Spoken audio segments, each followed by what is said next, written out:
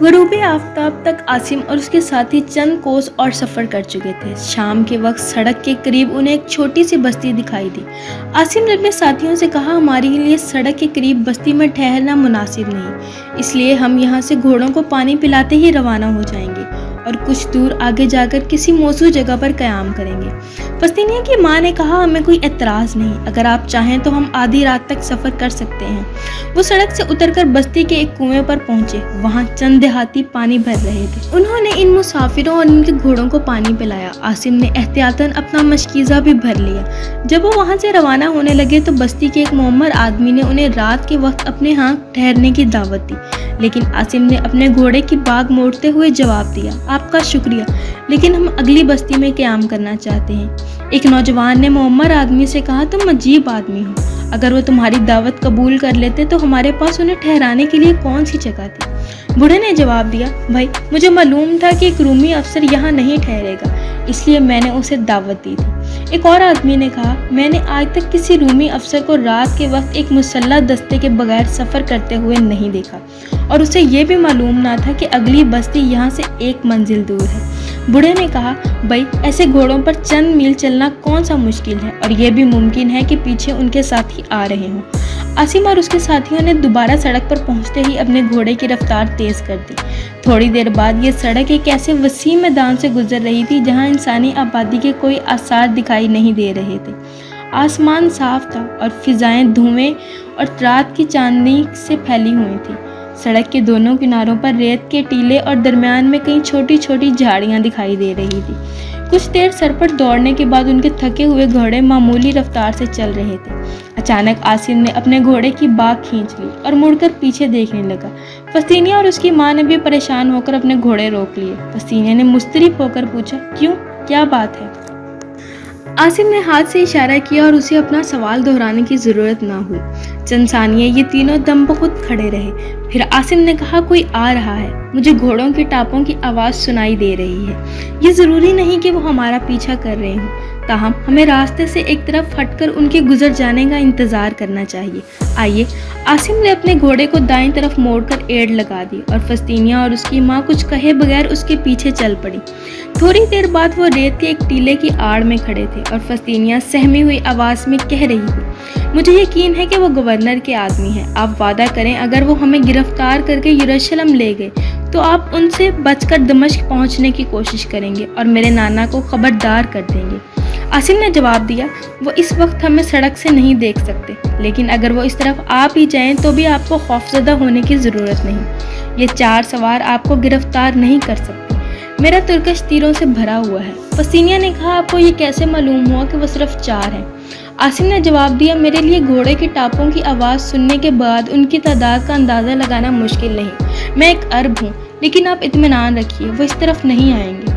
اگر پچھلی بستی کے لوگوں نے ان کی رہنمائی کی ہے تو وہ اگلی بستی میں داخل ہونے سے پہلے کسی جگہ نہیں رکیں گے۔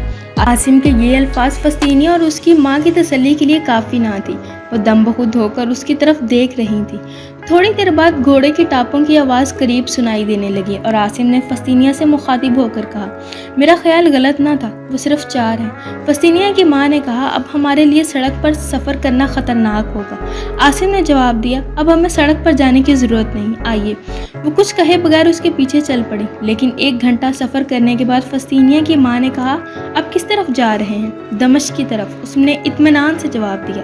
آپ کو یقین ہے کہ آپ اس صحرا میں راستہ نہیں بھول جائیں گے؟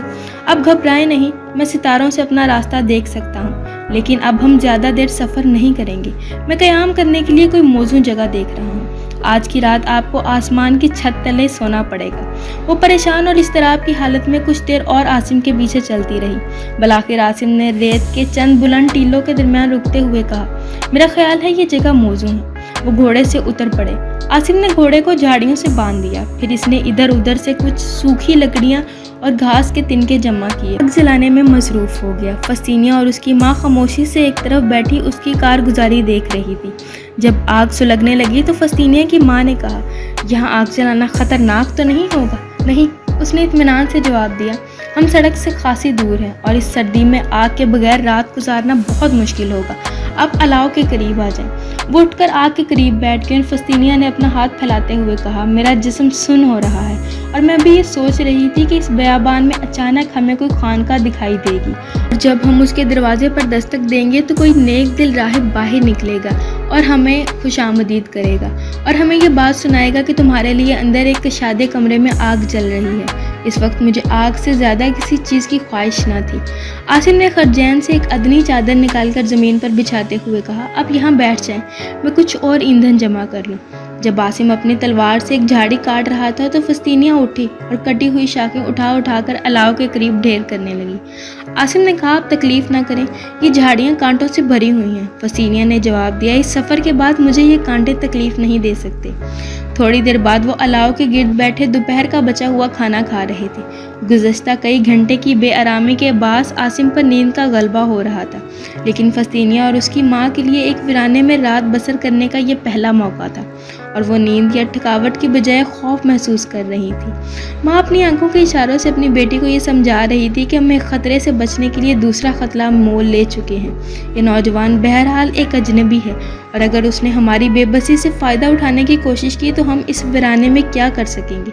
लेकिन जब वो आसिम की तरफ देखती तो उन्हें ऐसा महसूस होता कि उसके दिल का बोझ हल्का हो रहा है।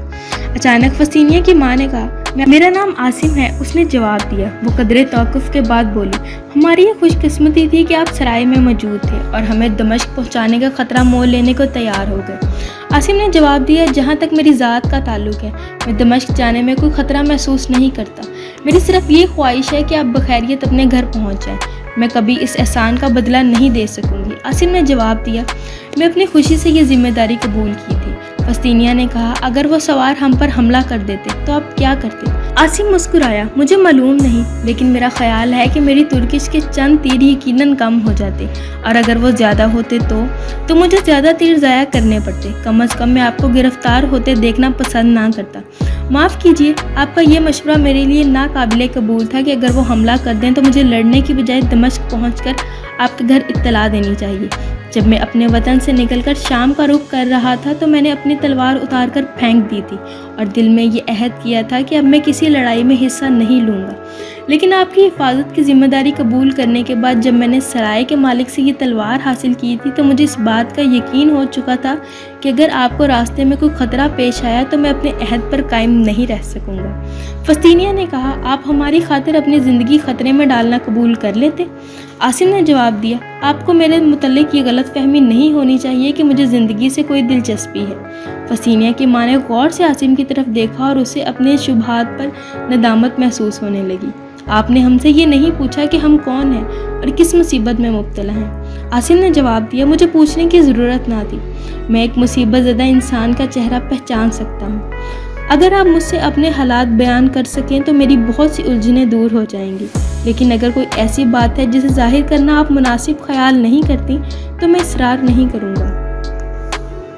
फस्तीनिया की माँ ने कहा, अगर अब भी मैं आप पर एतमाद ना करूँ तो यह एहसान फरामोशी होगी। सुनिए, मेरा नाम यूसीबिया है और फस्तीनिया मेरी बेटी है। मैं एक यूनानी ख़ानदान से ताल्लुक़ रखती हूँ। मेरा दादा फ़ौज में भर्ती होकर कुस्तुनतिनिया से दमिश्क आ गया था। अपनी जहानत और कारगुजारी की बदौलत वो दमिश्क की फ़ौज का सालार आला बन गया और एक शामी ख़ानदान की लड़की से शादी करने के बाद मुस्तकिल तौर पर वहीं आबाद हो गया। जब मैं 15 बरस की थी तो मेरे वालिद थियोडोसियस ईरान की सरहद के करीब एक किले के मुहाफ़िज़ थे।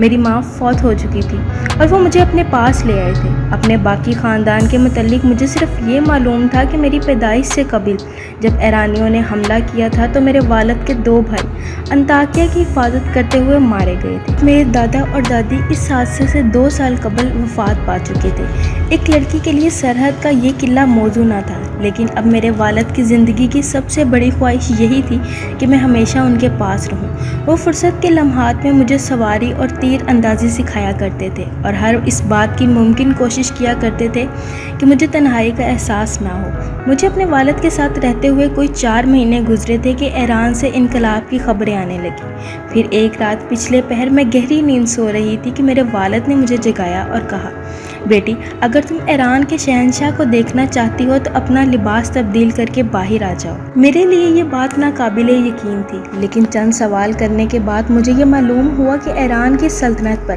وہاں کے سپہ سالار بہرام نے قبضہ کر لیا ہے اور خسرو پرویز مدین سے فرار ہو کر یہاں پہنچنے والا ہے۔ میرے والد ایران میں خانہ جنگی کی خبریں سن کر بہت خوش ہوا کرتے تھے، لیکن خسرو پرویز کو اس قلعے میں پناہ دینے کا مسئلہ بہت نازک تھا۔ انہیں معلوم نہ تھا کہ قیصر کے دربار میں اس کے لیے دوستی کا پیغام آئے گا اور وہ اس کی گردن اڑا دینے کا حکم بھیجیں گے۔ بہرحال وہ ایک شہنشاہ تھا اور میرے والد ایرانیوں سے انتہائی نفرت کے باوجود اس کا استقبال کرنے کے لیے مجبور تھے۔ مجھے ایرانیوں کے تصور سے خوف آتا تھا، لیکن ایک شہنشاہ کو دیکھنے کی خواہش میرے خوف پر غالب آ گئی۔ میں اپنا بہترین لباس پہن کر باہر نکلی تو صبح ہو رہی تھی اور قلعے کے دروازے پر تمام افسر سپاہی قطار میں کھڑے تھے۔ یہاں اس نوجوان سے میری پہلی ملاقات ہوئی جو میرا رفیق حیات بننے والا تھا۔ وہ بیش قیمت قبا پہنے ہوئے تھا اور اس کا چہرہ عالی نسب ہونے کی گواہی دے رہا تھا۔ اس کی تلوار کے دستے میں بیش قیمتی جواہرات چمک رہے تھے۔ وہ میرے باپ سے باتیں کر رہا تھا اور دو ایرانی جو اس کے نوکر معلوم ہوتے تھے ادب سے اس کے پیچھے کھڑے تھے۔ میں کچھ دیر تذبذب کی حالت میں چند قدم دور کھڑی رہی۔ بالآخر میرے باپ نے میری طرف دیکھ کر اشارہ کیا اور میں جھکتی ہوئی آگے بڑھی۔ مجھے یقین ہو چکا تھا کہ ایران کا شہنشاہ یہی ہے، لیکن جب میں نے جھک کر سلام کیا تو میرے والد اور فوج کے دوسرے افسر اپنی ہنسی ضبط نہ کر سکے۔ یہ نوجوان ایران کا شہنشاہ نہ تھا بلکہ اس کا ایک وفادار ساتھی تھا جس نے رات کے وقت میرے والد کو پرویز کی آمد کی اطلاع دی تھی۔ یوسیبیہ اس ملاقات کی ایک ایک تفصیل بیان کرنا چاہتی تھی، لیکن فسطینیہ نے اسے ٹوکتے ہوئے کہا، اماں آپ ہر ایک کے سامنے یہ قصہ لے بیٹھتی ہیں، بھلا ان کو اس سے کیا دلچسپی ہو سکتی ہے، انہیں آرام کرنے دیجیے۔ یوسیبیہ نے غصے کی حالت میں اپنی بیٹی کی طرف دیکھا اور پھر عاصم کی طرف متوجہ ہو کر بولی، میں آپ کو سارے واقعات سنا کر پریشان نہیں کروں گی۔ اس نوجوان کا نام سین تھا اور اس سے میری دلچسپی کی پہلی وجہ یہ تھی کہ وہ انتہائی بے تکلفی سے ہماری زبان میں گفتگو کر سکتا تھا۔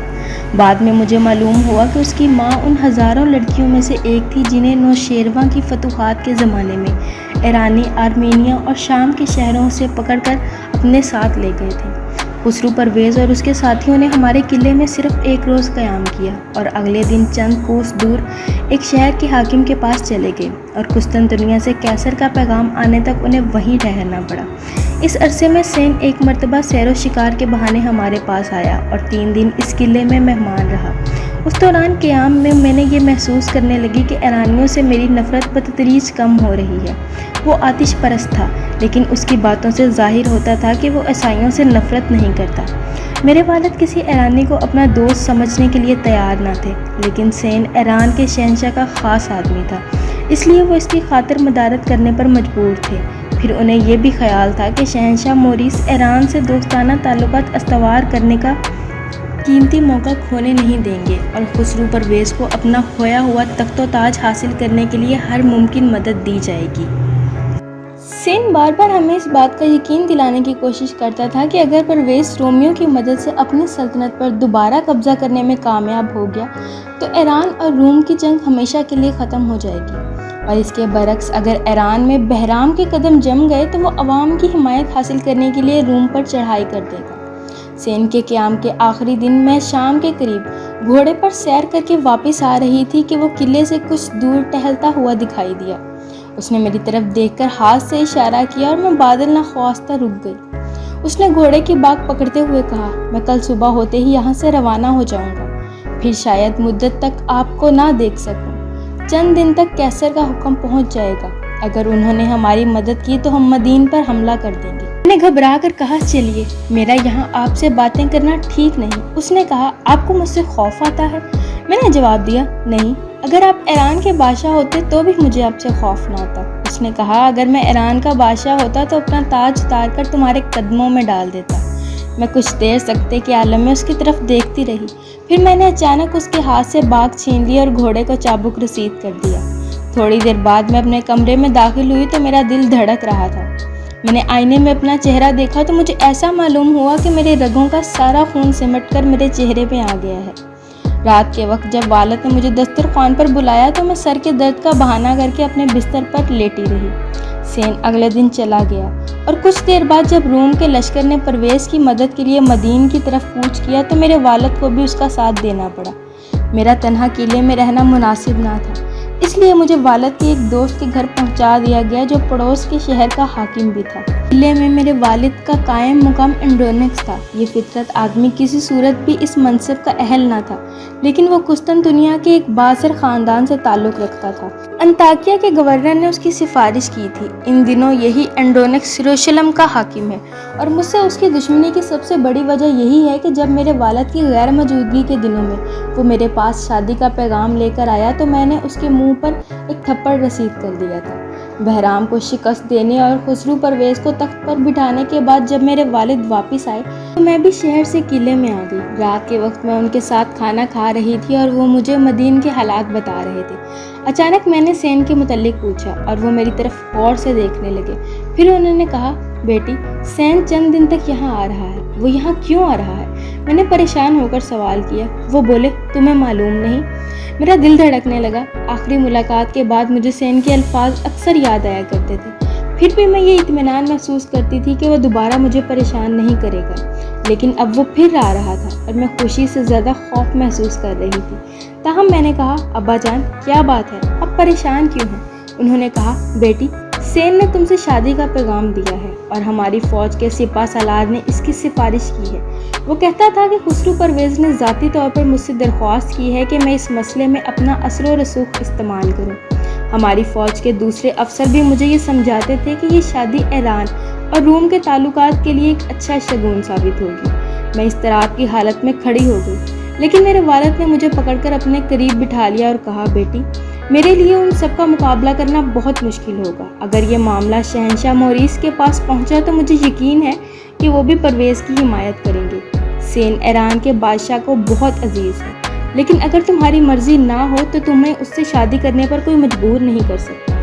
میں وہاں یہ کہہ کر آیا ہوں کہ اگر میری بیٹی رضامند ہوئی تو میں مخالفت نہیں کروں گا۔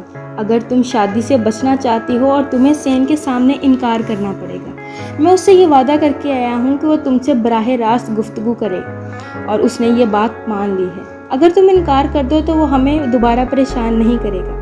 وہ شاید اسی مہینے یہاں پہنچ جائے اور تمہیں اقرار یا انکار کرنے سے پہلے اچھی طرح سوچ لینا چاہیے کہ تم اپنے فیصلے پر کہاں تک قائم رہ سکو گی۔ اگلے روز میرے والد نے مجھ سے پوچھا، یوسیبیا، اینڈرونکس کے متعلق تمہارا کیا خیال ہے؟ اس نے بھی آج تمہارے رشتے کی درخواست کی ہے۔ میں نے فی الحال اسے ٹال دیا ہے، لیکن اگر میرا خیال ہے کہ اگر وہ تمہیں پسند آ جائے تو ہمارے لیے سین کو جواب دینا آسان ہو جائے گا۔ میں نے غصے کی حالت میں انہیں یہ بتایا کہ اینڈرونکس نے مجھے آپ کی غیر حاضری میں ورگلانے کی کوشش کی تھی اور میں اسے مناسب جواب دے چکی ہوں۔ اب آپ اس کے سامنے منہ کھولنے کی جرت نہیں کرنی چاہیے۔ میں اسے انتہائی قابل نفرت انسان سمجھتی ہوں اور یہ بھی جانتی ہوں کہ اگر وہ انطاکیہ کے گورنر کا رشتہ دار نہ ہوتا تو آپ اسے اپنا نوکر رکھنا بھی پسند نہیں کرتے۔ میری باتوں کا یہ نتیجہ نکلا کہ والد نے اسی دن اینڈرونکس کو اس کی خدمت سے سبکدوش کر کے انطاکیہ روانہ کر دیا۔ چند دن بعد سین بھی آ گیا۔ مدین کے رومی سفیر کا ایک خاص ایلچی اور چند ایرانی عمرہ اس کے ساتھ تھے۔ جب سین نے ان سب کی موجودگی میں مجھ سے شادی کی درخواست کی تو میری زبان گنگ ہو گئی اور میں جواب دینے کی بجائے اٹھ کر اپنے کمرے کی طرف بھاگ گئی۔ اس نے میرا پیچھا کیا اور وہ مجھ سے پوچھ رہا تھا، یوسیبیا، تم مجھ سے اس لیے ڈرتی ہو کہ میں آتش پرست ہوں، لیکن میں زر تشت کی قسم کھا کر کہتا ہوں کہ میں تمہارے مذہبی معاملات میں مداخلت نہیں کروں گا۔ تمہیں معلوم نہیں کہ خسرو پرویز بھی ایک عیسائی لڑکی سے شادی کر چکا ہے۔ میری قسمت کا فیصلہ اب تمہارے ہاتھ میں ہے۔ میں تمہیں مجبور نہیں کر سکتا، لیکن فیصلہ کرنے سے پہلے تمہیں اتنا ضرور سوچ لینا چاہیے کہ میں تمہارے بغیر زندہ نہیں رہ سکوں گا۔ میرا باپ پریشانی کی حالت میں اس کے پیچھے دروازے میں کھڑا تھا۔ اس نے آگے بڑھ کر سین کے کندھے پر ہاتھ رکھتے ہوئے کہا، اب آپ کو زیادہ کہنے کی ضرورت نہیں، میری بیٹی اپنی قسمت کا فیصلہ کر چکی ہے۔ تیسرے دن ہماری شادی ہو گئی۔ عاصم نے قدرے بے چین ہو کر پوچھا، آپ کا شوہر زندہ ہے؟ یوسیبیا نے جواب دیا، ہاں، لیکن اس وقت مجھے معلوم نہیں کہ وہ کس حال میں ہے۔ وہ کہاں ہے؟ عاصم نے دوبارہ سوال کیا۔ اسے قسطنطنیہ میں قید کر لیا گیا تھا۔ میں آپ کو پوری داستان سناتی ہوں۔ شادی کے بعد میں اپنے شوہر کے ساتھ مدین چلی گئی تھی۔ وہاں زندگی میرے لیے ایک سہانا خواب تھی۔ پرویز شہنشاہ موریس کو اپنا باپ سمجھتا تھا اور میں یہ محسوس کرتی تھی کہ ایران اور روم کے درمیان جنگ کے امکانات ہمیشہ کے لیے ختم ہو چکے ہیں۔ مدین میں ہمارے پادری کسی روک ٹوک کے بغیر تبلیغ کر سکتے تھے، لیکن چند سال بعد میں یہ محسوس کرنے لگی کہ مجوسی پیشوا ایران میں عیسائیت کے پرچار سے خائف ہیں۔ ایران اپنی ظاہری رواداری کے باوجود یہ محسوس کرتے ہیں کہ قیصر نے اپنی مدد کے بدلے اس سے آرمینیا کے علاقے چھین کر بہت بڑی قیمت وصول کی ہے۔ میرا شوہر پرویز کی انتہائی قابل اعتماد آدمیوں میں سے تھا، اور میرے لیے یہ معلوم کرنا مشکل نہ تھا کہ ایران ایک وسیع پیمانے پر جنگی تیاریوں میں مصروف تھا۔ تاہم شہنشاہ موریس کے ساتھ خسرو پرویز کے تعلقات ایسے تھے کہ ہمیں کسی فوری جنگ کا خطرہ نہ تھا، لیکن ایک دن اچانک یہ خبر آئی کہ قسطنطنیہ میں بغاوت ہو گئی ہے اور فوکاس نے شہنشاہ موریس کو قتل کر کے سلطنت پر قبضہ کر لیا ہے۔ ایران کے عمرا اور مذہبی اکابر نے پرویز کو مشورہ دیا کہ اب روم سے حساب چکانے کا وقت آ گیا ہے۔ پرویز خود بھی برسوں سے کسی موقع کا انتظار کر رہا تھا، چنانچہ اس نے موریس کے قتل کی اطلاع ملتے ہی یہ اعلان کر دیا کہ ہم فوکاس سے موریس کے قتل کا انتقام لیں گے۔ میرا شوہر جنگ کے خلاف تھا اور اس نے بھرے دربار میں یہ کہہ دیا کہ ہمیں روم کے خلاف کوئی قدم اٹھانے سے پہلے اچھی طرح حالات کی چھان بین کر لینی چاہیے۔ اگر شہنشاہ مجھے اجازت دیں تو میں قسطنطنیہ جانے کو تیار ہوں، اگر وہاں میری تسلی نہ ہوئی تو ہم روم پر حملہ کرنے میں حق بجانب ہوں گے۔ پرویز جنگ پر تلا ہوا تھا، تاہم اس نے میرے خاوند کی درخواست روا نہ کی۔ میرے والد بڑھاپے میں ملازمت سے سبکدوش ہو کر دمشق اپنے گھر آ گئے تھے، اور میں نے انہیں کئی سال سے نہیں دیکھا تھا۔ فلسطینیوں کو بھی اپنے نانا کا گھر دیکھنے کا شوق تھا، اس لیے ہم بھی ان کے ساتھ روانہ ہو گئے۔ چند منزلوں تک ہم نے ایک ساتھ سفر کیا، پھر ہمارے راستے ایک دوسرے سے الگ ہو گئے، اور انہوں نے ہمیں اپنے 2 وفادار نوکروں اور چند مسلح سپاہیوں کے ساتھ دمشق کی طرف روانہ کرتے ہوئے کہا کہ میں قسطنطنیہ سے فارغ ہو کر دمشق آؤں گا، اور اس کے بعد ہم اکٹھے مدین چلے جائیں گے۔ شام کی ایک سرحدی چوکی کے سالار نے ہمیں اپنی حفاظت میں دمشق پہنچانے کا ذمہ لے لیا، اور ہم نے ایرانی سپاہی واپس کر دیے، تاہم میرے شوہر کے 2 وفادار نوکر ہمارے ساتھ رہے۔ دمشق پہنچ کر ہمیں چند مہینے سین کے متعلق کوئی اطلاع نہ ملی۔ میرے والد نے دمشق کے حاکم کی وساطت سے اس کا پتہ لگانے کی کوشش کی تو ہمیں یہ اطلاع ملی کہ فوکاس نے انہیں موریس کا طرفدار سمجھ کر گرفتار کر لیا ہے۔ آپ سمجھ سکتے ہیں کہ اس خبر سے ہماری کیا حالت ہوئی ہوگی۔ میرے والد نے قسطنطنیہ میں اپنے دوستوں کو پیغام بھیجے، انطاکیہ کے گورنر سے مداخلت کے لیے التجائیں کی، لیکن فلسطینیہ کے باپ کو رہا کرانے کے لیے ان کی ساری کوششیں بے نتیجہ ثابت ہوئیں۔ پھر جب ایران نے چڑھائی کر دی تو ہمیں ایسا معلوم ہونے لگا کہ اب ان کے لیے فوکاس کی قید سے رہا ہونے کا کوئی امکان باقی نہیں رہا۔ اب دعائیں ہمارا آخری سہارا تھیں۔ دمشق کے ایک راہب نے ہمیں مشورہ دیا کہ اگر ہم یروشلم جائیں تو وہاں ہماری دعائیں ضرور قبول ہوں گی۔ والد بڑھاپے کی وجہ سے سفر کے قابل نہ تھے، لیکن دمشق سے زائرین کا ایک قافلہ یروشلم جا رہا تھا، اور ہم اپنے 2 ایرانی نوکروں کے ساتھ اس قافلے میں شامل ہو گئے۔ ابا جان نے ہمیں یروشلم کی فوج کے ایک سالار پتیوس کے نام تعارفی خط دے دیا تھا۔ یہ شخص ابا جان کے ایک دوست کا بیٹا تھا۔ اس نے ہمیں اپنے پاس ٹھہرانے کی کوشش کی، لیکن میں نے اصرار کیا کہ آپ ہمارے لیے ایک علیحدہ مکان کا بندوبست کر دیں۔ اس نے ہمیں کرائے پر ایک مکان لے دیا، تاہم یہ شرط پیش کی کہ ہم کم از کم 2 دن ان کے پاس ضرور ٹھہریں گے۔ ہم نے پتیوس سے زیادہ اس کی نیک دل بیوی کے اصرار پر یہ شرط منظور کر لی، اور 2 دن ان کے ہاں مہمان رہنے کے بعد کرائے کے مکان میں چلے گئے۔ یروشلم میں ہماری مصروفیات مختلف خانقاہوں اور جرگوں میں جا کر دعائیں کرنے تک محدود تھی، اور ہم نے یہ عہد کر لیا تھا کہ جب تک ہمیں سین کے متعلق کوئی امید افزا خبر نہیں ملے گی ہم واپس نہیں جائیں گے۔ میں نے کھلے دل سے تمام گرجوں اور خانقاہوں کو نذرانے پیش کیے۔ دولت کی میرے پاس کمی نہ تھی۔ میں نے خانقاہوں سے کئی مشہور و معروف راہبوں کی متبرک ہڈیاں حاصل کی، اور بعض انتہائی متبرک ہڈیوں کے عوض میں نے اپنے قیمتی زیورات تک لٹا دیے۔ راہبوں کی ہڈیاں؟ عاصم نے چونک کر پوچھا۔ وہ کس کام آتی ہیں؟ فلسطینیہ اسے اس قدر بدحواس دیکھ کر اپنی ہنسی ضبط نہ کر سکی، لیکن یوسیبیہ نے قہر آلود نگاہوں سے اس کی طرف دیکھا، پھر عاصم کی طرف متوجہ ہو کر بولی، ہم راہبوں کی ہڈیوں کو بہت متبرک سمجھتے ہیں، اور یروشلم کی خانقاہوں میں بعض راہبوں کی ہڈیوں کو تو جواہرات سے زیادہ قیمتی سمجھا جاتا ہے۔ میں نے ایک مشہور راہب کی 150 سال پرانی ہڈی کو چھونے کی خواہش میں اپنا موتیوں کا ہار اتار کر بشپ کی نظر کر دیا تھا، اور انہوں نے مجھے اس مٹی کے پیالے کا ایک ٹکڑا عنایت کیا تھا جس میں یہ بزرگ پانی پیا کرتے تھے۔ لیکن تم ایک عرب ہو، اور ایرانیوں کی طرح تمہیں بھی ان باتوں سے کوئی دلچسپی نہیں ہو سکتی۔ عاصم نے اس بحث میں الجھنے کی ضرورت محسوس نہ کی۔ وہ یوسیبیہ کی سرگشت کا آخری حصہ سننے کے لیے بے تاب تھا۔ اس نے کہا، معاف کیجیے، میں ہڈیوں کے متعلق بحث کرنا نہیں چاہتا۔ آپ یہ بتائیے کہ اس کے بعد کیا ہوا؟ سیپیا نے کہا پھر کوئی 20 دن بعد پتیوس اپنی بیوی کے ہمراہ ہمارے پاس آیا اور اس نے کہا کہ آج فلسطین کے نئے حاکم نے اپنا عہدہ سنبھال لیا ہے اور کل شام وہ شہر کے رؤساء اور بڑے بڑے عہدیداروں کو کھانا کھلانے کی دعوت دے رہا ہے۔ میں نے فلسطینیہ اور آپ کا نام مہمانوں کی فہرست میں لکھوا دیا ہے۔ جب میں نے حاکم سے آپ کے والد کا ذکر کیا تو وہ بہت خوش ہوا تھا اور اس نے مجھے تاکید کی تھی کہ میں آپ کو دعوت میں ضرور لاؤں۔ مجھے اس دعوت میں کوئی دلچسپی نہ تھی، لیکن فلسطینیہ کا دل بہلانے کے لیے وہاں جانے کا ارادہ کر لیا۔ ہماری بدقسمتی سے یہ نیا گورنر ہی اینڈرونکس تھا جسے میں نے بے عزت کر کے قلعے سے نکلوایا تھا، اور مجھے یہ بات اس وقت معلوم ہوئی جب میں اس کے محل میں داخل ہو چکی تھی۔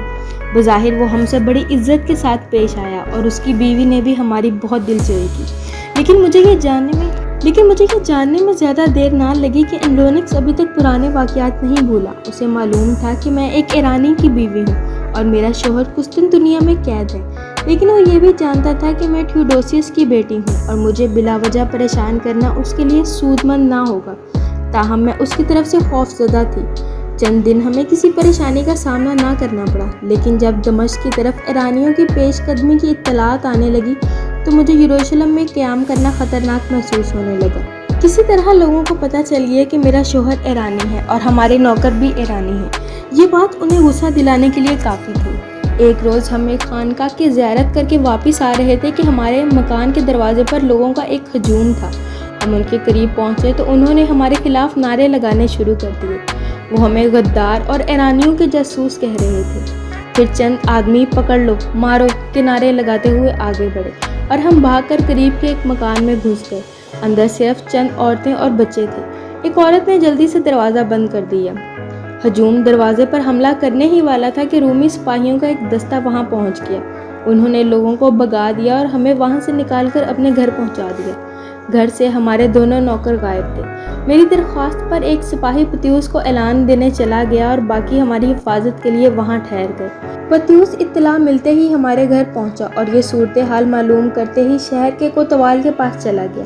رات کے وقت وہ ہمارے پاس آیا تو اس کی زبانی یہ معلوم ہوا کہ جب ہم خانقاہ کی زیارت کو گئے ہوئے تھے تو پولیس کے آدمی ہمارے نوکروں کو پکڑ کر لے گئے تھے اور اب انہیں یہ بیان دینے پر مجبور کیا جا رہا ہے کہ وہ ایرانیوں کے جاسوس ہیں۔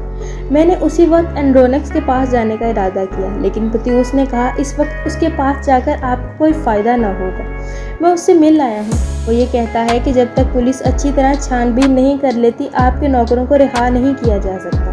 تاہم آپ کے متعلق اس نے مجھے یہ ہدایت کی ہے کہ لوگوں کو آپ کے مکان سے دور رکھا جائے۔ آپ تسلی رکھیے، آپ کا بال بھی بیکا نہ ہوگا۔ جب تک آپ کو خطرہ ہے میرے سپاہی آپ کے مکان پر دن رات پہرا دیتے رہیں گے۔ میں نے کہا تم نے اینڈرونکس کو یہ نہیں بتایا کہ میرے نوکر عیسائی مذہب قبول کر چکے ہیں؟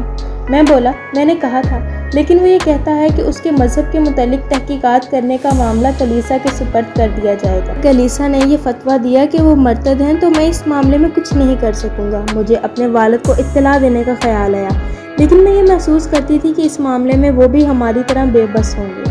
چند دن اور گزر گئے۔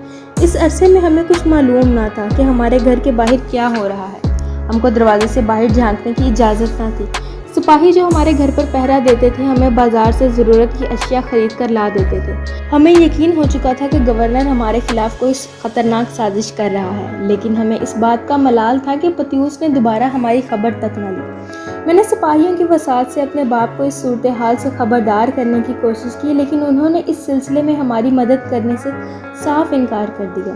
پھر ایک روز کلیسا کے بشپ اور چند پادری ہمارے پاس آئے اور ہم سے طرح طرح کے سوال کرنے لگے۔ ان سب کو معلوم تھا کہ میں نے خانقاہوں اور گرجوں میں کس فیاضی کے ساتھ نذرانے پیش کیے ہیں، لیکن ان کی باتوں سے ظاہر یہ ہو رہا تھا کہ وہ ہمارے مذہب ہی پر شک نہیں کرتے بلکہ ہمیں ایران کا جاسوس بھی سمجھتے ہیں۔ میں غصے سے بے قابو ہو کر خدا معلوم کیا کہہ گئی کہ بشپ نے مجھ پر کلیسا کی توہین کا الزام عائد کر دیا۔ پھر جب میں روتے ہوئے ان کے پاؤں پر گر پڑی تو انہوں نے قدرے نرم ہو کر کہا، بیٹی کلیسا تمہارے اس جرم سے چشم پوشی نہیں کر سکتا کہ تم ایران کے 2 جاسوسوں کو اپنے ساتھ لے کر یروشلم آئی ہو۔ یہ ہو سکتا ہے کہ تمہیں ان پر کوئی شبہ نہ ہو، لیکن وہ ہمیں دھوکہ نہیں دے سکیں گے۔ ان کے منہ سے سچی باتیں اگلوانے کے لیے ہمارے پاس موثوق ذرائع موجود ہیں، لیکن تمہیں اپنے آپ کو بے گناہ ثابت کرنے اور مذہب سے اپنی سچی محبت کا ثبوت دینے کے لیے ایک قربانی دینا پڑے گی۔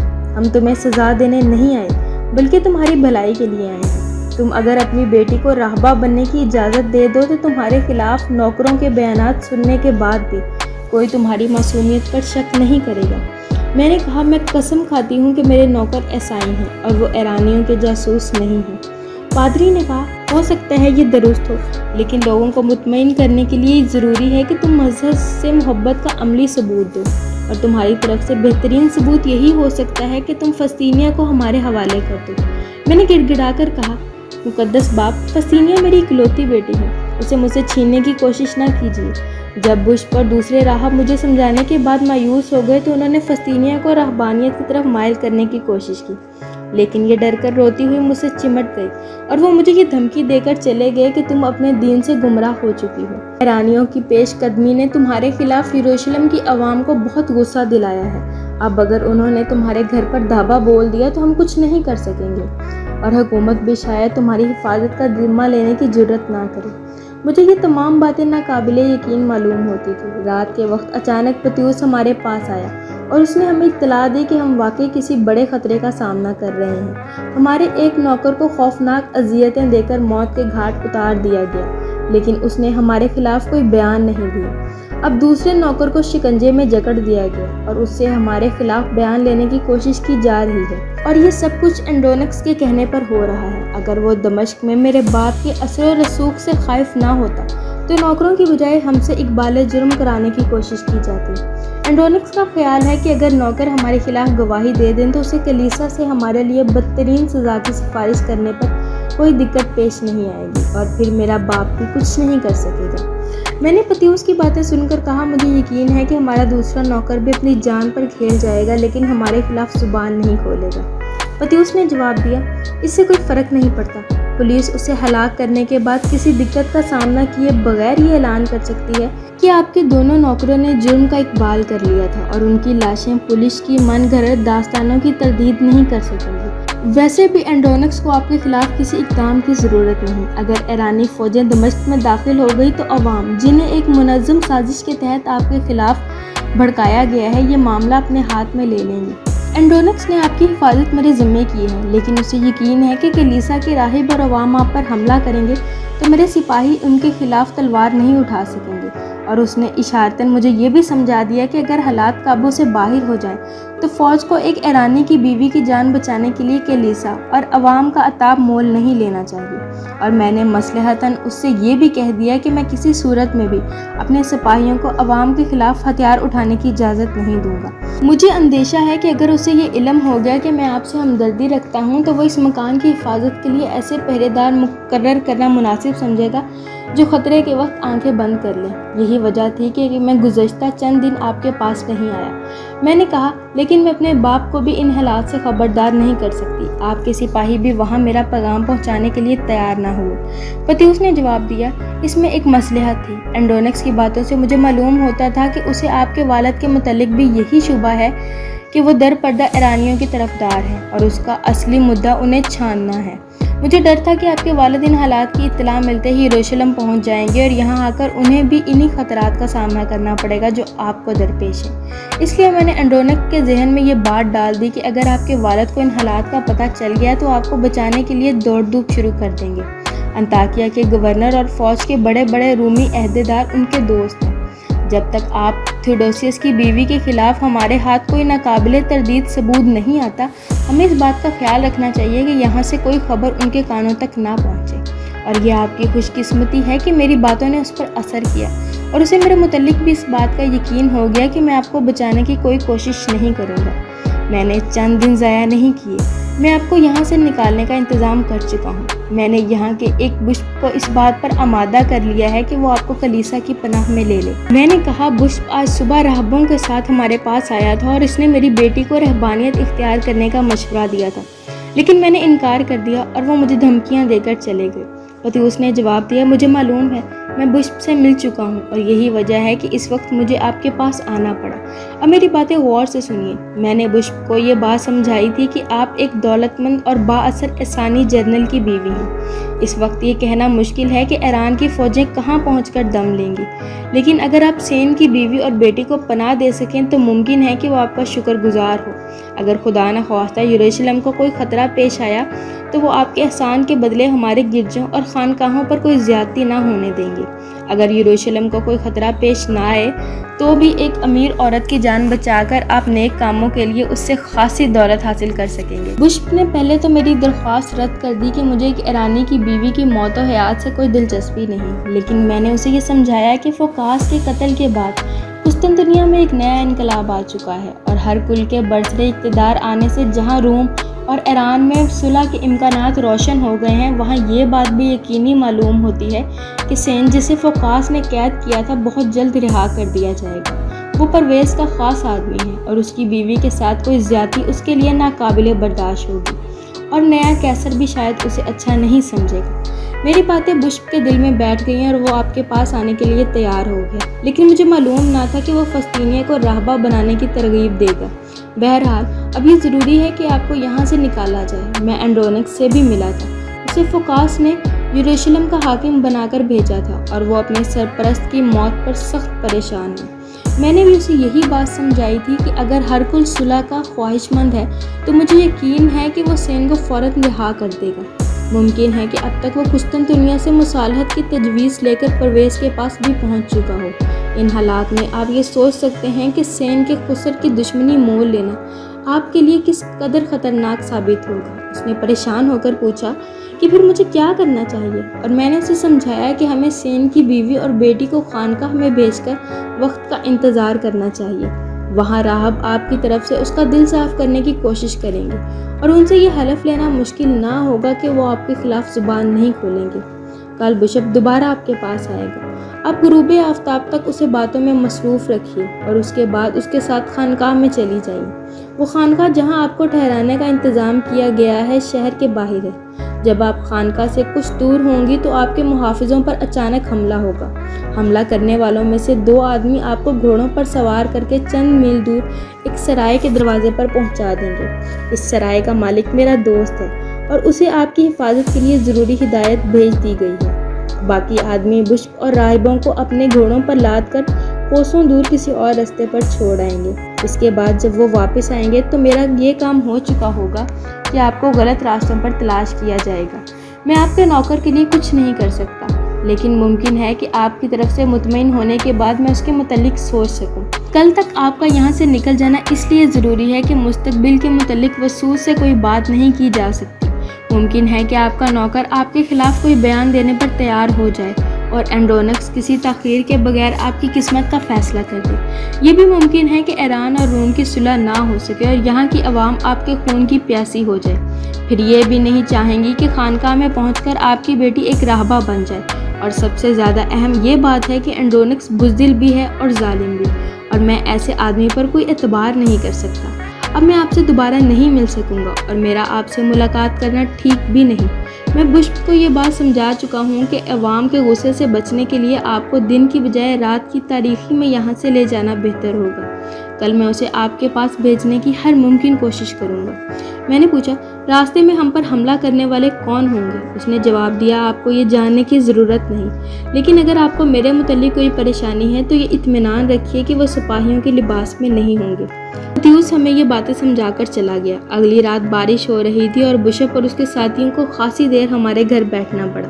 بلاخر اس نے یہ مشورہ دیا کہ ہمیں خانقاہ میں جانے کا ارادہ اگلے دن پر ملتوی کر دینا چاہیے، لیکن میں نے گڑ گڑا کر التجا کی کہ کل تک شاید شہر کی عوام ہمارے گھر پر حملہ کر دیں اور یہ لوگ ہمیں ساتھ لے جانے پر مجبور ہو گئے۔ باقی داستان شاید آپ کے لیے دلچسپ نہ ہو۔ شہر اور خانقاہ کے درمیان جن آدمیوں نے ہم پر حملہ کیا تھا ان کے چہرے پر نقاب تھے۔ انہوں نے آن کی آن میں بشپ اور اس کے ساتھیوں کو باندھ کر اپنے گھوڑوں پر ڈال دیا اور انہوں نے اف تک نہ کی۔ اب ہم تمہارے رحم و کرم پر ہیں۔ عاصم نے اٹھ کر چند لکڑیاں الاؤ پر ڈالتے ہوئے کہا، معزز خاتون، میں آپ کا احسان مند ہوں کہ آپ نے مجھے قابل اعتماد سمجھا، اور میں اس سے زیادہ اور کچھ نہیں کہہ سکتا کہ آپ مجھے اعتماد کے قابل پائیں گی۔ اب آپ اطمینان سے سو جائیے۔ یوسیبیا نے کہا، نہیں، مجھے نیند نہیں آئے گی، آپ سو جائیں، آپ نے دوپہر کے وقت بھی آرام نہیں کیا۔ आसिम نے ایک طرف ہٹ کر لیٹتے ہوئے کہا، اگر آپ کوئی خطرہ محسوس کریں تو مجھے جگا دیجیے۔